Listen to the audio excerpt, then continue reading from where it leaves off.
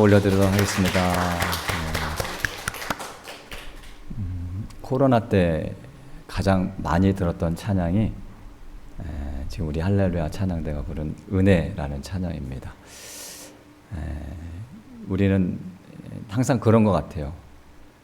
꼭 어렵고 힘든 일이 있을 때마다 은혜였음을 깨닫는 것 같습니다. 이 시간 찬양대가 고백한 것처럼 우리의 믿음이 되고 또 우리의 삶의 고백이 될 수 있기를 주님의 이름으로 축원합니다.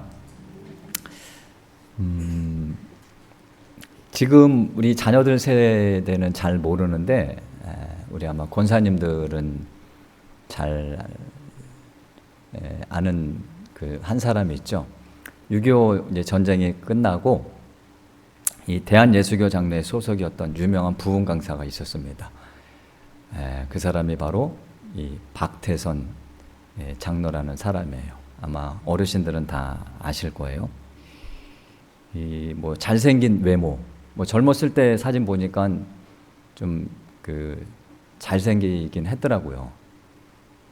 뭐 저보단 좀 못하긴 하지만 그래도 잘생겼고 나이 들어서는 좀 얼굴이 좀 이상해지긴 했는데, 그리고 말도 되게 잘했다고 해요. 그리고 특유의 그 카리스마가 있었고, 이 사람이 또 왜 유명해졌냐면 이 병자들을 고치는 그런 능력이 있었습니다. 그 신유의 은사를 받아서.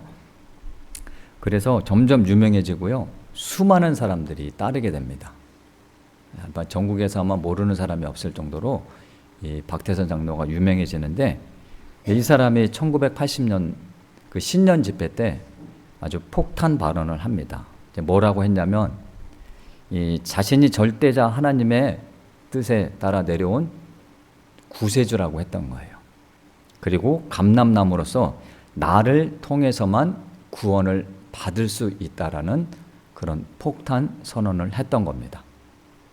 그리고 나중에는 열심히 믿었던 이 사람이 되게 주일학교 교사들 하면서 믿음이 되게 좋았던 사람이에요.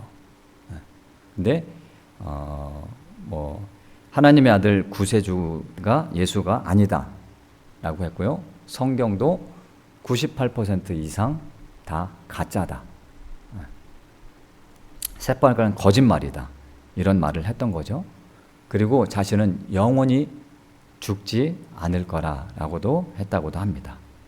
자, 그래서 이 사람에서 만들어진 종교가 천부교입니다. 천부교. 네, 아시죠? 간혹 볼 거예요, 다니시다 보면. 그리고 이 상가들 있는데 보시는 것 중에 하나가 신앙촌 상해라고 있죠. 제가 인천에 와서도 몇 군데 본 것 같아요. 이 신앙촌 상해가 바로 이 천북에서 운영하는 그런 상점입니다. 오늘날에도 있더라고요. 자, 하나님께서 많은 은혜를 주셨습니다, 이 사람에게. 그리고 병자도 고칠 수 있는 신유의 은사도 주셨어요. 그런데 이 사람은 점점 교만해지고, 어디까지 교만해지냐면 자신이 구세주라고 말하기까지 교만해졌다는 거예요. 자, 한 교회 장로였으면서 믿음에 열심히 했던 이 사람이 어떻게 이렇게 망가질 수 있었는지, 그 원인이 뭔지 오늘 말씀을 통해서 한번 찾아보려고 합니다. 예수님이 이제 오늘 본문이 이제 예수님이 제자들을 데리고 이 빌립보 가이사라라는 지방으로 가셔요. 자, 이곳은 이 갈릴리 호수에서 북쪽으로 한 40km 정도 떨어진 곳에 있는 곳인데, 주님이 이제 많은 병자들도 고쳐주셨고, 그리고 지금까지 우리 지난주 살펴본 내용들을 보면 종교 지도자라고 여러 가지 또 논쟁을 하셨죠. 그래서 피곤하셨던 모양이에요. 그래서 좀 쉬실 겸 제자들을 데리고 빌립보 가이사라라는 지방으로 가셨는데, 자, 이곳으로 가신 중요한 이유는 따로 있습니다. 이곳이 어떤 곳이냐면, 이 도시가 이 헤롯 빌립 2세가 로마 황제에게 바친 도시, 헌정한 도시입니다. 가이사 디베르오라는 황제에게 뭐 잘 보이려고 했겠죠. 그래서 그 도시를 얼마나 멋있게 꾸몄겠어요. 로마 황제를 위한 신전도 아주 아름답게 만듭니다. 그리고 그곳은 옛날부터 이 가이사 빌립보라는 곳은 우상을 섬기는 그런 산당들이 많이 있는 그런 지방이었어요. 그래서 이 곳은 어디냐면 우상들이 가득하고요, 세상의 부, 권력을 과시하는 그런 도시라고 말할 수 있는 거죠. 자, 그래서 예수께서 이제 그 제자들을 그곳으로 데리고 가셔서 질문 하나를 하시죠. 자, 사람들이 나를 누구라고 하느냐, 나에 대해서 뭐라고 얘기하느냐라고 물으셨던 거예요. 자, 그러니까 제자들이 여러 명이 이런저런 대답을 했던 것 같아요. 어떤 사람은 세례 요한이라고도 하고 엘리야라고도 합니다. 더러는 구약의 선지자 예레미야라고도 하고, 주님이 선지자 중에 한 사람이라고 말하는 사람들도 있습니다 라고 제자들이 대답했던 거예요. 자, 그때 주님이 그 대답을 들으시고 똑같은 내용의 질문을 이제 제자들에게 하시는데 뭐라고 하시냐면, 그러면 너희는 나를 누구라고 생각하느냐라고 물으셨던 거예요. 자, 보세요. 예수님께서 이 질문을 하신 장소가 어디죠? 어디라고 말씀드렸죠? 빌립보 가이사라입니다. 우상이 가득하고요, 이곳은 이 세상의 화려함과 인간의 권력을 과시하는 도시가 바로 빌립보 가이사라예요. 자, 그 화려한 도시로 예수님이 제자들을 끌고 가셔서 질문하시는 겁니다. 너희는 나를 누구라고 생각하느냐?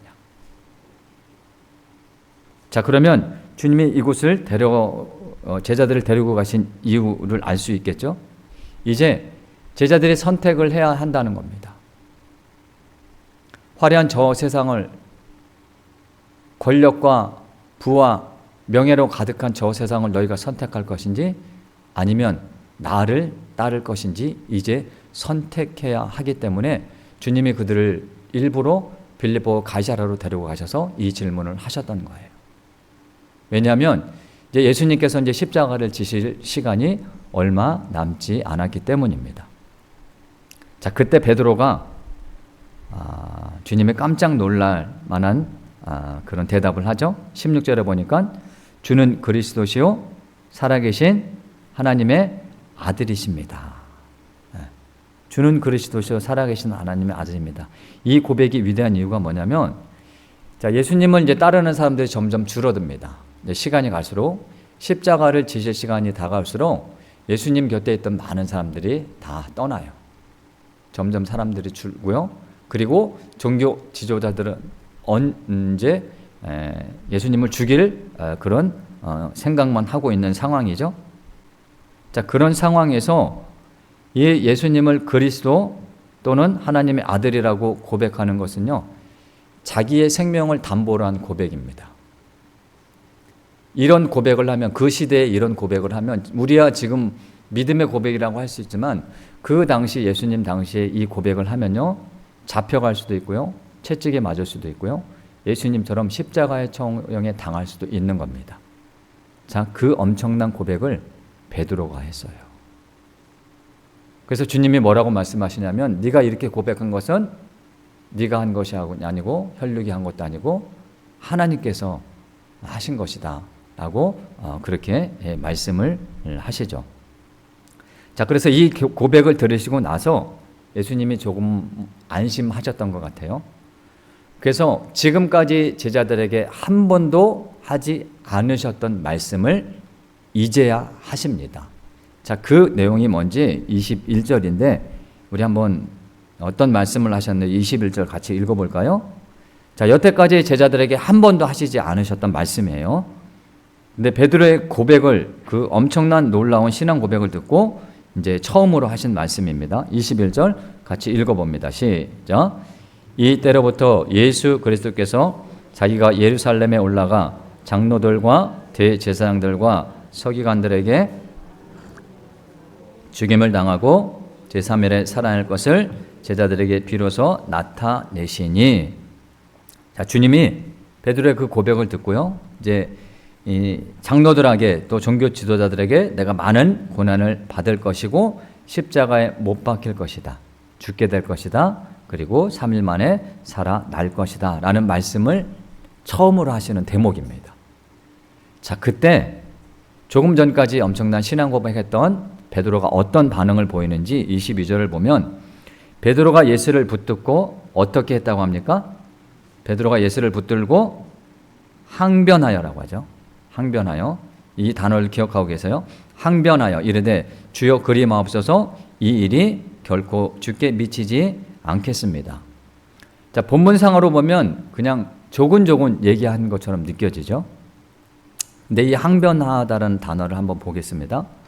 자, 그래서 예수님이 뭐라고 말씀하시냐면 그 뒤에 23절 보면 베드로에게 베드로를 뭐라고 부르십니까? 사탄이라고 부르십니다. 그리고 오히려 내게서 물러가라고 말씀하시죠. 하시는 말씀이 하나님의 일을 생각하지 않고 도리어 사람의 일을 생각한다라고 말씀하셔요. 자, 이 대목이 마가복음 8장 33절에는 이렇게 기록되어 있습니다. 예수께서 돌이키사 제자들을 보시며 베드로를 꾸짖어 이르시되 사탄아 내뒤로 물러가라 내가 하나님의 일을 생각하지 아니하고 도리어 사람의 일을 생각하는도다. 자, 마가복음에는 예수님이 베드로를 꾸짖으셨다고 되어 있어요. 자, 여기서 꾸짖다라는 단어하고 베드로가 항변했다라는 단어가 에피티마오라는 그 헬라어 단어로 똑같은 단어입니다. 이 단어의 뜻이 뭐냐면 비난하다, 꾸짖다 이런 뜻이에요. 자, 그러면 이 베드로가 예수님께 항변했다는 것이 어떤 의미인지 아시겠죠? 그냥 예수님이 십자가에 지실 것이 걱정돼서 말한 게 아닙니다. 항변한 거예요. 비난하는 투로, 꾸짖는 투로 말했다는 겁니다.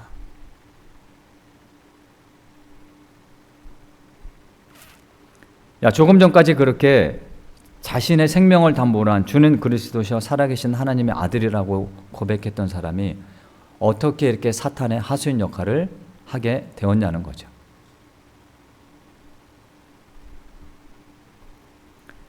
자, 그러면 예수님이 말씀하신 하나님의 일은 무엇입니까? 예수 그리스도를 통한 구원이죠. 근데 그 구원을 이루시려면 예수님이 십자가를 지셔야 되는 겁니다. 그 십자가를 통한 구원이 바로 하나님의 뜻이고 하나님의 일입니다. 자, 그러면 사람의 일, 베드로가 생각한 사람의 일은 무엇일까요? 자, 1세기 당시 이스라엘은 로마의 지배를 받고 있었습니다. 그래서 유대인들은 그들이 고대했던 건 뭐냐면 이 로마를 물리쳐내고 우리 이스라엘 땅을 새롭게 이끌어갈 새로운 메시아가 오기를 아주 기다리고 있었던 거예요. 그래서 요한복음 6장을 보면 주님이 보리떡 5개와 물고기 2마리로 그 오병이어 기적을 일으키시는 내용이 나옵니다. 자, 그때 엄청난 사람들이 몰려오죠. 그리고 그들이 했던 말이 뭐냐면 자, 이는 참으로 세상에 오실 그 선지자라는 고백을 합니다. 자, 그러고 나서 이 예수님이 그 기적을 일으키시고요. 그 자리를 황급히 떠나십니다. 왜 그 무리를 떠나셨는지 요한은 이렇게 기록하고 있어요. 예수께서 그들이 와서 자기를 억지로 붙들어 임금으로 삼으려는 줄 아시고 다시 혼자 산으로 떠나가시니라. 자, 엄청난 기적을 보이시니까 사람들은 이제 저 사람이 우리를 구원할 메시아다라고 믿고 있었던 거예요. 그래서 그들이 원하는 임금으로 삼으려고 예수님께 몰려왔던 겁니다. 그래서 그 마음을 아시고 예수님의 그 자리를 황급히 떠나시죠. 근데 제자들도 예수님을 그런 분으로 생각했던 거예요. 정치적인 메시아로 믿고 있었던 겁니다. 자, 그러면 예수님이 이제 이스라엘의 새로운 왕이 되시면 누가 가장 큰 유익을 볼까요? 가장 측근에 있는 제자들이겠죠. 제자들이 그런 생각을 했을 거예요. 자, 저분이 우리나라의 새로운 왕이 되시면 우리도 한 자리씩 차지할 수 있지 않겠느냐라는 그런 마음을 품고 있었던 겁니다.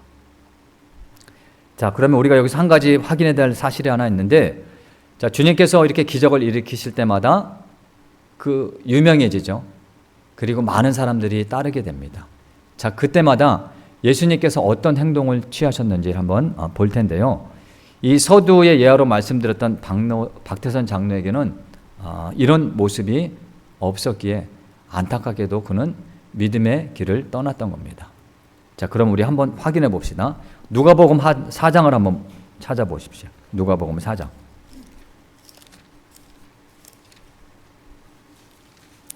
4장 31절부터 볼 텐데요. 누가복음 4장 31절 보면 예수님이 이제 더러운 귀신 들린 사람을 고쳐주시죠. 맞죠? 갈릴리 가버나움에서 이제 귀신 들린 사람을 고쳐주십니다. 자, 고쳐주시니까 어떤 반응이 나타납니까? 37절 보면, 자, 이에 예수의 소문이 그 근처 사방에 어떻게 됩니까? 퍼지게 되죠. 많은 사람들이 알게 됩니다. 그리고 나서 이어지는 내용이 뭐냐면 베드로의 장모의 열병을 또 고쳐주십니다. 맞죠? 자, 이 사실이 또 알려졌겠죠? 많은 사람들이 듣고 알았을 겁니다. 그리고 나서 예수님이 어떻게 하시냐면 42절을 보면, 자, 날이 밝음에 예수께서 나오사 어디에 가셨다고 되어 있어요? 한적한 곳에 가셨다고 되어 있는데, 자, 그러면 예수님은 왜 한적한 곳을 가셨을까요? 지금 사람들에게 많이 유명해지고 많은 사람들이 따라오고 있는 상황이에요. 그럼 예수님께서 한적한 곳에 가셔서 하신 게 뭘까요? 자, 5장을 한번 봅시다. 왜 한적한 곳에 가셨는지. 자, 5장을 또 보면 12절부터 보면 5장 12절에 나병 환자를 고치시죠? 이 사실도 두루 퍼지게 됩니다. 그래서 15절 보면 어떻게 됐습니까? 예수의 소문이 어떻게 돼요? 더욱 퍼지죠. 많은 사람들이 알게 됩니다. 몰려오는 거예요. 예수님의 이름이 점점 유명해집니다. 자, 그때 예수님께서 하셨던 것이 뭔지 16절을 같이 읽어볼까요? 16절 시작. 예수는 물러가서 한적한 곳에서, 자, 그러면 조금 전에 봤던 누가복음 4장에서도 예수님께서 한적한 곳에 가신 이유는 기도하시기 위함이죠. 맞죠? 누가복음 6장도 볼까요? 6장을 보면 손 마른 사람을 고쳐주십니다. 이 사실이 또 많이 알려졌겠죠? 엄청난 기적이니까. 자, 그때 예수님께서 하셨던 행동이 뭔지 한번 볼까요? 12절을 같이 읽어봅시다. 누가복음 6장 12절. 12절 시작. 이때 예수께서 기도하시러 산으로 가사 밤이 새도록 하나님께 기도하시고. 보십시오. 예수님은 사람들에게 알려지고 점점 유명해지고 많은 사람이 따를 때마다 예수님께서 하셨던 게 뭡니까? 기도. 누구한테? 누가복음 6장 12절에 누구한테 기도했다고 되어 있어요? 하나님께 기도했다. 하나님께. 사람의 일을 생각하지 않으시고 하나님의 일을 생각하시려고요. 예수님은 끊임없이 유명해질 때마다 하나님께 기도하셨다는 거예요. 박태선 장로처럼 자기가 잘난 줄 알고 하나님께 기도하지 않는 자는요, 교만해질 수밖에 없습니다. 교만은 패망의 선봉이요, 넘어짐의 앞잡이라고 성경은 말하고 있습니다. 우리가 그래서 삶도 똑같아요. 잘 나갈 때 조심해야 돼. 뭐 실패하고 힘들고 어려울 땐 당연히 조심하죠. 근데 더 중요한 거는 내 이름이 더 알려지고 유명해지고 내가 하는 사업이 더 잘 되고 잘 나갈 때 그때 더 조심해야 된다는 거예요. 사람이 교만해지면 걷잡을 수 없습니다. 하나님을 떠나는 거요, 신앙을 버리는 거요, 일도 아닙니다. 이제 뭐가 신이 되는지 아세요? 그 경지까지 가면 돈이 나의 신이 됩니다. 권력이 나의 신이 돼요. 예수님은 그걸 아셨던 겁니다. 그래서요, 유명해지실 때마다 더 많은 사람이 따라올 때마다 한적한 곳에 가셔서 기도하셨다는 거예요. 우리가 이 삶을 배우지 못하면요, 우리도 언제 무너질지 모릅니다.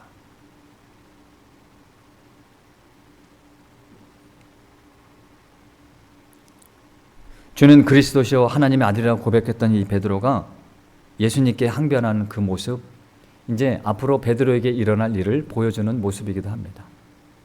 주님이 이제 십자가를 지시기 전에 제자들에게 이렇게 말씀하셔요. 너희가 다 나를 버리고 떠날 거다. 그때 또 누가 나서서 얘기합니까? 베드로죠. 네. 이 말만 안 했어도 중간은 갔을 것 같아. 이게 말이 많은 것도 문제야. 그때 베드로가 뭐라고 합니까? 여기 있는 사람들 다 떠나도 저는 안 떠납니다. 그러니까 예수님 뭐라고 말씀하시냐면 오늘 밤 닭 울기 전에 내가 나를 몇 번? 한 번도 아니고 3번. 3은요 완전수예요. 완전. 그래서 우리 삼위일체 하나님 그런 의미도 3이라는 숫자가 완전수를 얘기하는 겁니다. 부족함 없이 부인한 거예요. 완전하게. 그러니까 그런가 보다 했으면 됐는데 그 말씀을 듣고 뭐라고 합니까?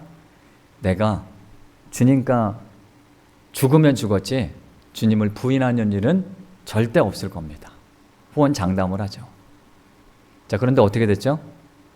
주님이 대제사장 집에 끌려가실 때에 거기서 어떻게 합니까? 예수님을요 저주까지 하면서 3번 부인합니다. 우리가 기도하지 않으면 이렇게 될 수 있어요.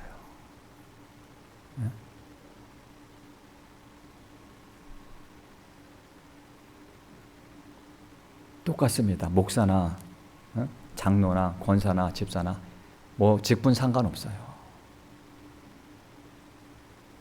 기도하지 않으면요 우리가 아무리 신앙 좋아도요 우리도 베드로처럼 예수님을 저주까지 하면서 부인할 수 있다는 겁니다.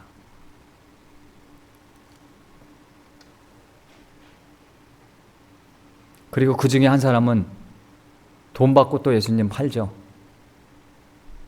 한번 생각해 보세요. 종교 지도자들이 예수님을 십자가에 못 박은 거는 그래 그나마 그들이 예수님을 모르고 믿지 못했기 때문에 그렇다고 할 수도 있지만 예수님의 가장 마음 아프셨던 일은 가장 가까이 있었던 제자들이 배신하고 예수님을 팔았던 그 사실이 아닐까요? 얼마나 마음이 아프셨겠습니까?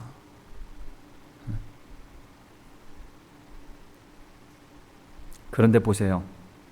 주님이 십자가를 지시죠? 그리고 3일 만에 부활하십니다. 부활하셔서 제자들을 다시 찾아가시죠. 자, 제자들을 다시 찾아가셔서 제일 처음 하셨던 말씀을 요한은 이렇게 기록하는데 요한복음 20장 19절 보면 이날 곧 안식 후 첫날 부활하신 날이죠. 저녁 때에 제자들이 유대인을 두려워하여 모이는 곳에 문들을 닫았더니 예수께서 오사 가운데 서서 이르시되 너희에게 평강이 있을지어다. 자신을 버리고 도망간 제자들 그들을 다시 찾아가셔서 처음 하셨던 말씀이 뭐냐면 너희에게 평강이 있을지어다라는 말씀이었다는 거예요. 한번 생각해 보십시오. 주님도 마음이 아프셨겠죠. 자, 그런데 이 제자들도 마음이 많이 아팠을 것 같아요. 3년 이상 자신들의 주님이라고 그렇게 믿고 따랐던 분을 내 입으로 부인했으니 얼마나 괴로웠겠습니까? 그리고 예수님께서 십자가를 지신다고 분명히 말씀하셨는데 십자가를 지실 때 다 도망갔거든요. 그러니 그 죄책감에 시달리지 못했을 것 같아. 잠도 자지 못하고 내 믿음이 왜 이것밖에 되지 못했을까? 왜 어떻게 수제자라고 하는 내가 예수님을 저주까지 하면서 부인할 수 있었을까? 나 같은 인간이 살 가치나 있을까? 그래서 예수님을 팔았던 그 제자는 그 사람도 그 죄책감을 느꼈던 것 같아요. 당연히 느꼈겠죠. 그래서 어떻게 합니까? 이 가룟 유다가 스스로 목숨을 끊습니다. 그 정도로 괴로웠던 거예요. 이게 살아있는 나머지 제자들도 그만큼 마음이 힘들었을 겁니다. 그런데 자신을 배신한 그 마음, 예수님도 마음이 아프셨겠죠. 자, 그럼에도 불구하고 제자들이 얼마나 고통스러워하고 마음 아파했을까를 예수님이 아시기 때문에 그들을 제일 처음 찾아가셔서 하셨던 말씀이 뭐냐면 너희에게 평강이 있을지어다 라는 말씀이었다는 거예요. 기가 막히지 않습니까? 네? 예수님이 저와 여러분을 이렇게 사랑하신다는 거예요. 내가 생각하기에 내 믿음이, 내 삶이 아무리 부족하고 연약할지라도 그래도 주님은 다시 찾아오셔서 너에게 평강이 있을지어다 라고 말씀하신다는 겁니다. 제자들을 향한 예수님의 마음이 어떤지 요한은 이렇게 기록했어요. 6월절 전에 예수께서 자기가 세상을 떠나 아버지께로 돌아가실 때가 이른 줄 아시고 세상에 있는 자기 사람들을 사랑하시되 끝까지 사랑하시니라. 십자가를 지시기 전 예수님의 마음이 어떻겠습니까? 얼마나 괴로우셨겠어요. 그럼에도 불구하고 십자가를 지시러 가시는 그 상황 가운데서도 자기 사람들을 사랑하시되 끝까지 사랑하셨다고 합니다.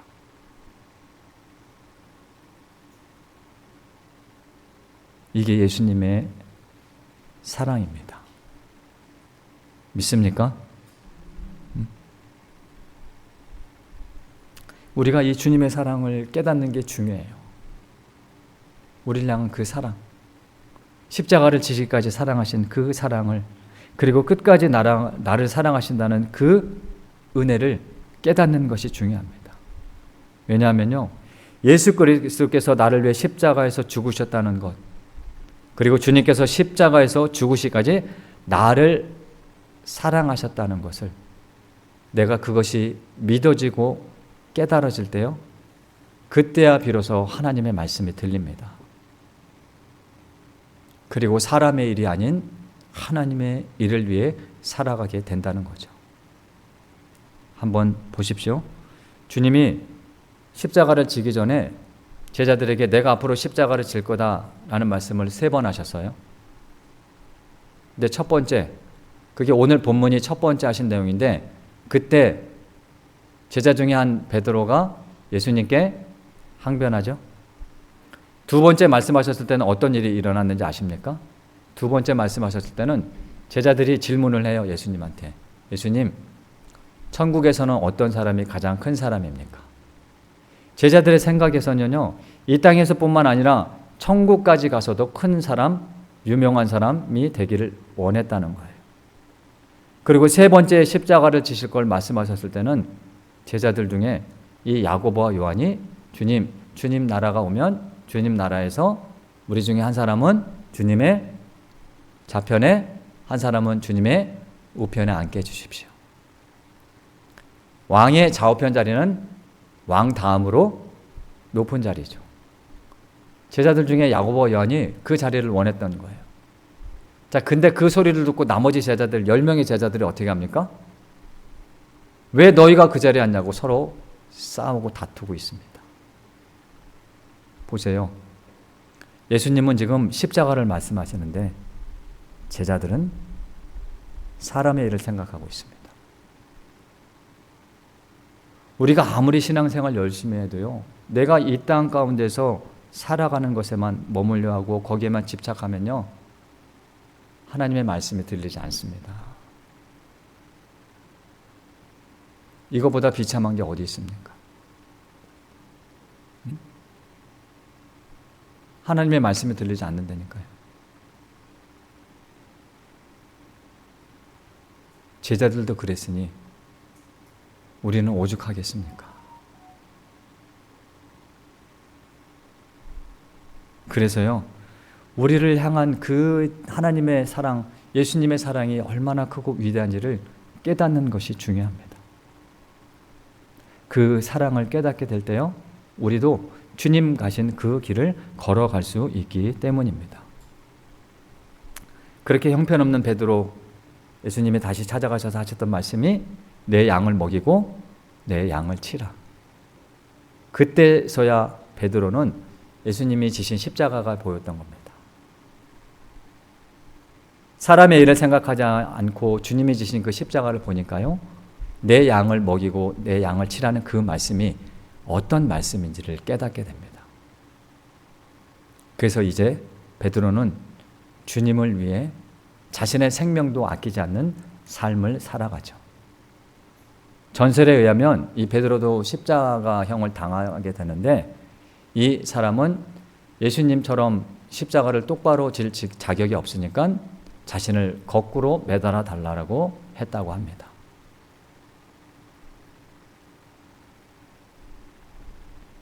자기 사람들을 사랑하실 때 끝까지 사랑하시는 주님의 사랑은요, 여러분에게도 향해 있음을 믿으시기를 바랍니다. 그러니 이 세상이 말하고 세상이 보여주는 부, 명예, 권력을 쫓아가라고요, 여러분의 삶을 허비하지 마십시오.